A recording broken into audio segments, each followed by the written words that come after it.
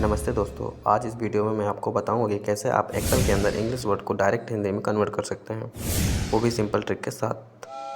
सबसे पहले एक्सेल खोलें और जिस वर्ड को कन्वर्ट करना है उसे एक एक्सेल सेल में टाइप करें।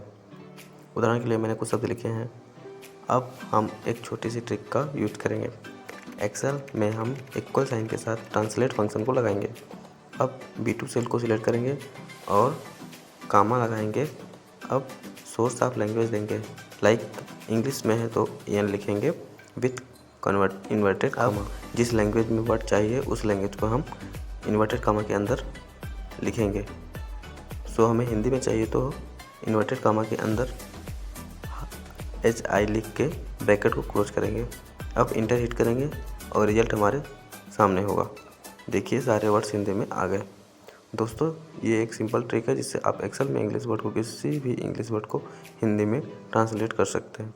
वीडियो पसंद आए तो लाइक करें, शेयर करें और सब्सक्राइब करें।